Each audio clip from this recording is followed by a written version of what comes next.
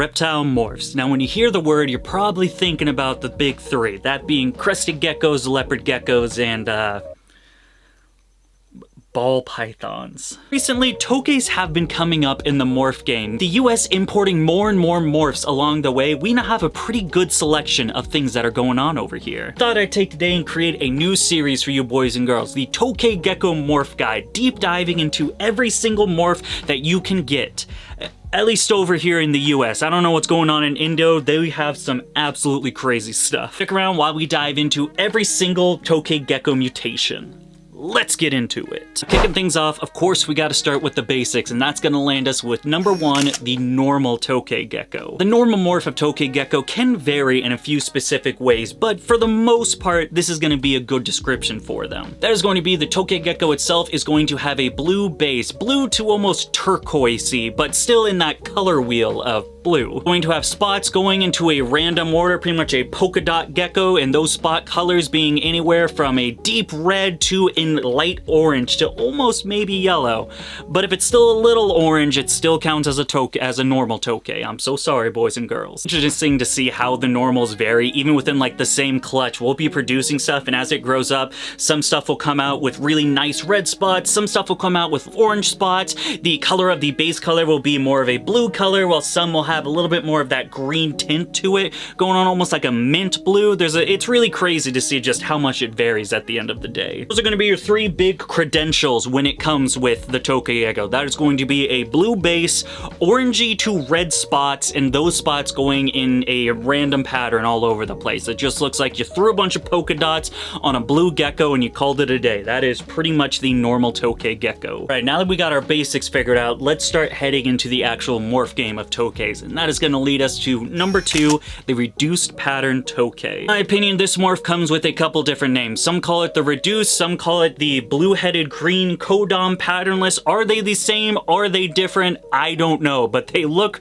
pretty much the fucking same. Refer to it as the reduced pattern. If you refer to it as different, by all means go for it. This is just my channel, my video, so we're gonna say reduced over here. This pattern Tokay Gecko can be described by having a blue head, green body, and a reduce of the pattern. I know, play on words. It's pretty on the nose when they named the morph. Tokay Gecko is going to have little to no spots, only resembling the white barring around the pattern. I forgot to mention that the normal Tokays have white barring.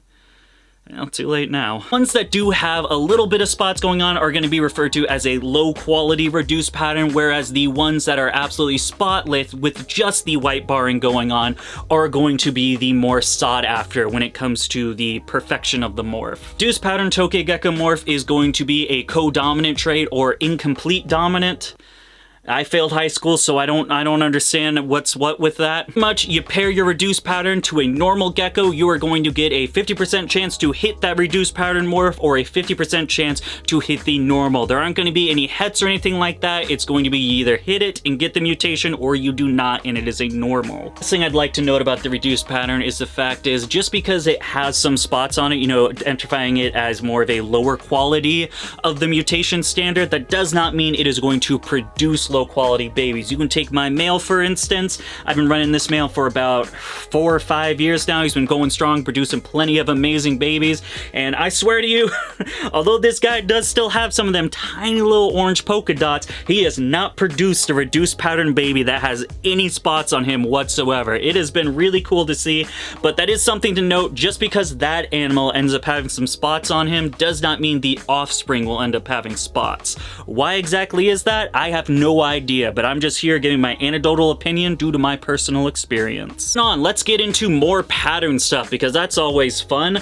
and this is going to lead us to probably the most sought after gecko, at least up until recently. Now we got a bunch of cool stuff, so it might get knocked down a peg or two on the list, but that is going to bring us to number 3, the patternless Tokay Gecko. I'm going to lump all the patternless geckos into one category because this video would be boring if I was like, oh, olive patternless, blue-headed green patternless, powdered blue patternless. Oh, now the video's over. Well, patternless, one thing. This Tokay Gecko can be, once again, pretty on the nose for the morph. It is going to be a gecko that has no spots and none of that white barring. You are pretty much stripping that all away, just containing the base coloration of the Tokay Gecko. A few different variations for this. One of them, like I mentioned, well, I mentioned all of them, that being the olive patternless. There's going to be things like the blue-headed green patternless, and then lastly, of course, the gecko that everybody is after, the ones that keep filling my DMs asking for it, the powdered blue patternless Tokay Gecko. Patternless trait in Tokay Geckos are going to be a recessive trait, which means you need 2 visuals or at least 100% het in hopes to produce any visual patternless geckos whatsoever. So if you take your visual adult male and you pair it to a normal gal, you will get no Tokay Geckos that are patternless. Instead, getting those animals that are going to be heterozygous for the mutation, needing another spawn on the opposite pairing in order to create that visual gecko. Now what you boys and girls are here for. You boys and girls are here to ask me, Dakota, how do I get the powdered blue Tokay Gecko? What's the difference between the blue-headed green and the powdered blue? Well, that is going to be pretty easy. One has a blue head and a green body, one is blue. Thank you.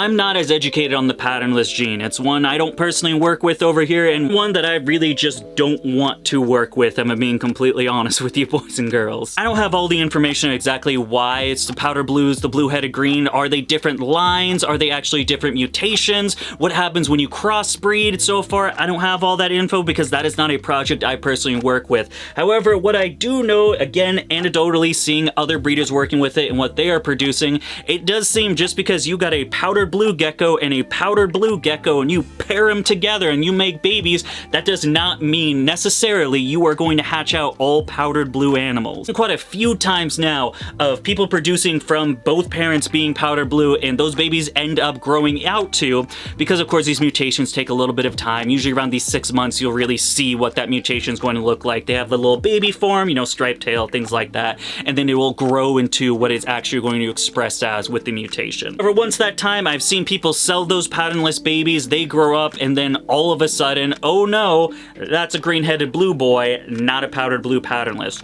Why does that happen? No idea, but it is something that happens.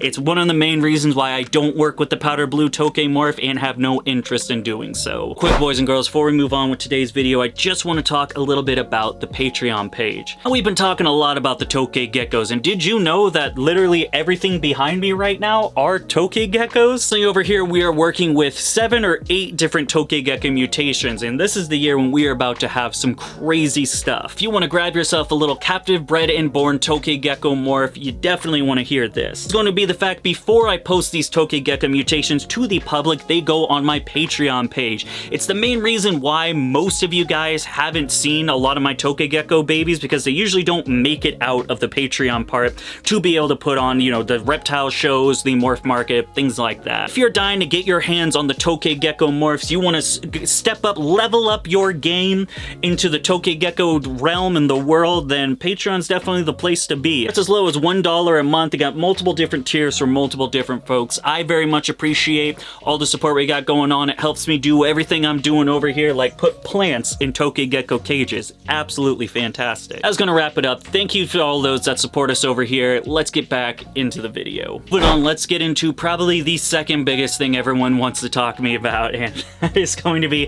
how the heck does this morph work? Number 4, the granite mutation. Hopes up on getting a full explanation, boys and girls. Granite morph. This morph can be identified as a Tokay Gecko with a gray, I'll classify it as gray, a gray body with black polka dot spots. The emo gecko, if you will. Instead of that blue body, you are going to have a gray body, and instead of those random polka dots being red or orange, they are going to be completely black on the animal. It's pretty easy to tell a granite from a normal. The big question that everyone is always asking 24/7, how does it work? What is the granite mutation, Dakota? Is it recessive? Is it co-dom? Is it just straight dominant? Is it D, none of the above? You're correct, viewer, it is. Gecko morph, as far as my understanding, is still a bit of a mystery to everyone. We know it takes line breeding to work, however, well, at least from over here, I don't understand how it works completely. It does not seem to follow those simple, the mandolin genes, mandolin genetics? I don't know. It doesn't seem to follow that wheel where you're going to be able to clearly say this is a recessive gene, this is a codom gene, anything like that.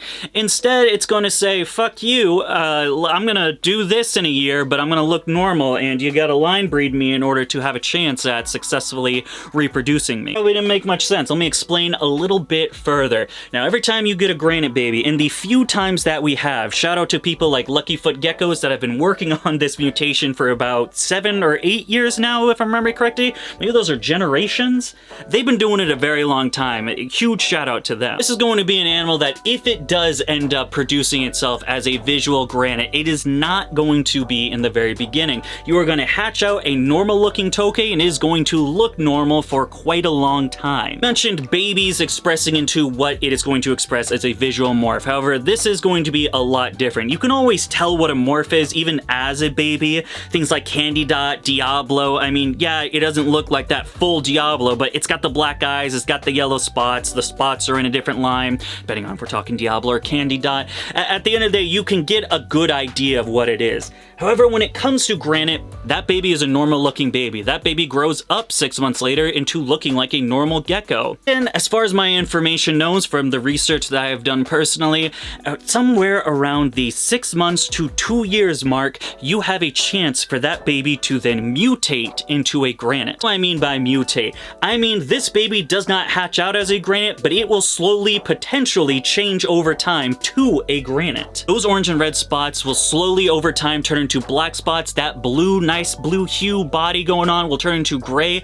and over a slow amount of time, you will see it almost evolve. We're talking like Pokemon shit over here. You will see that animal evolve from a normal looking gecko to a granite mutation Tokay. It's absolutely crazy. How does it work? I have no idea. This one is real complicated. I have very little process and work going in on mine. Only hatching now 2nd generation babies. I believe we have 3 in there right now, to our actual granite male to our pos het female, whatever you want to call them, female that has granite blood or was from a granite pairing. But all I have when it comes to information on the granite gene. I wish I could tell you guys more, but personally over here, even with myself, I don't understand it that well. Alrighty, rounding up this list. This is a good segue from one morph to the other, because the fact of the matter is these morphs seem to be linked together. Why is that? I also have no idea, but it is going to bring us to the last gecko we're going to be talking about today. Number 5, the pied Tokay Gecko. Tokay Gecko Morph comes into a couple of different names. I've heard pied and then I've heard leucistic.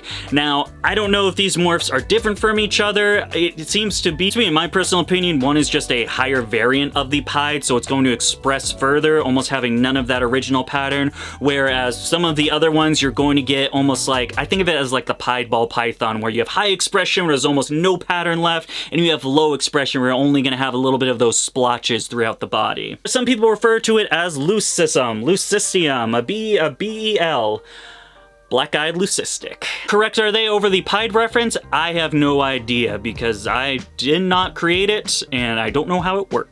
However, here's what I do know. The pied variant for the Tokay geckos does seem to be linked with the granite mutation. Now, thanks to Luckyfoot Geckos, we have documentation of this normal-looking gecko slowly evolving into a granite Tokay gecko that then evolves one more time. That's right, boys and girls, that is a double evolution. It went from its normal form to the final form. Absolutely fantastic. Over time, this animal's eyes darkened to then be completely pitch black. It started getting splotches over its skin, the nice white pied areas, and so on and so forth. Over that full time, it then turned into what looks like a BEL, a black-eyed leucistic animal. For at this point in time, very little is known about the pied Tokay gecko. I mean, by God, we can't even get our grips on the granite morph. I mean, we're getting close, I believe. Not me, but other people.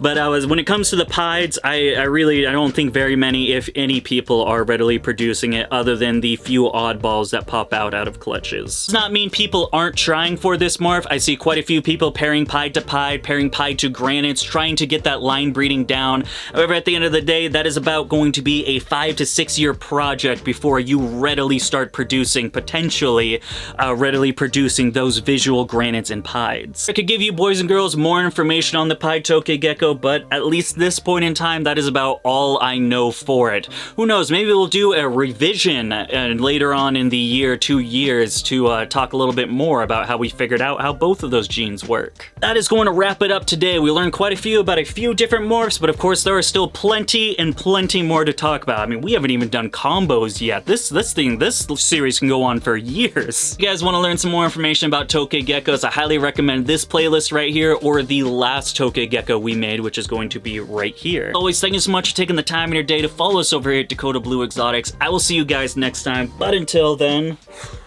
goodbye.